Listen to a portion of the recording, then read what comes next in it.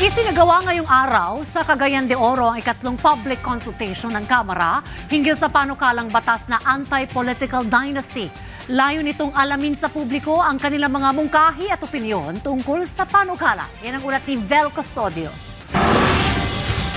Aabot sa 1,650 na katao ang lumahok sa public consultation ng anti-political dynasty measure sa University of Science and Technology of Southern Philippines sa Cagayan de Oro. Pabor ang mayorya ng mga dumalo sa pagbuwag ng political dynasty. I respectfully express my strong support for banning political dynasty because public office should be open to all Filipinos, not limited to a few families.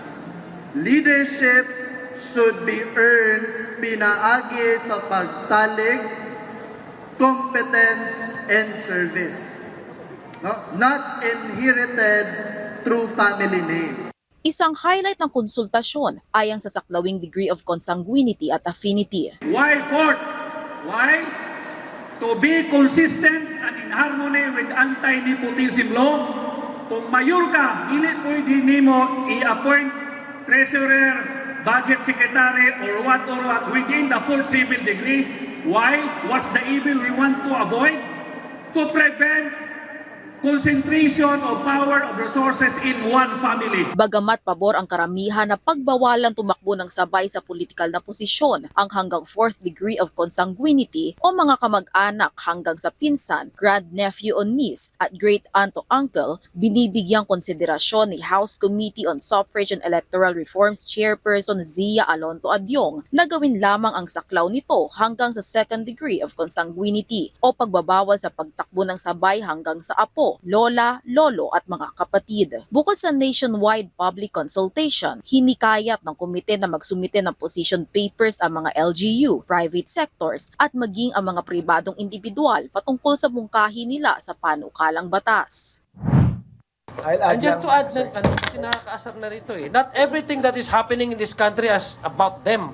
Yan ang naging reaksyon ni Committee Chairperson Adyong matapos makarating sa kanyang ilang mga sentimiento na iniuugnay ang pagsusulong ng Kamara ng Anti-Political Dynasty Bill sa anunsyo ni Vice President Sara Duterte sa planong pagtakbo para sa pagkapangulo. Aniya, walang connect ang mga haka-haka at nakasaad din sa 1987 Constitution na kailangang maisabatas lang ang pagbuwag sa political dynasty para sa implementasyon nito. We filed these bills way before the President mentioned it, way before the Speaker mentioned it. No, I think I filed after kina Sara, no? Early July pa. Na so ito naman is we all come from political families. Most of us come from political families. Bambi's families will be affected by it. No, I will be affected by it. Zia's will be affected by it. Lordan will be affected by it. So how can they say na sila lang na family ang affected by it? No? Kumpiyansa naman ng komite na matatapos ang pagtalakay ng panukalang batas bago ang undas break at maisasama ito sa State of the Nation Address si Pangulong Ferdinand R. Marcos Jr. Vel Custodio para sa Pambansang TV sa Bagong Pilipinas.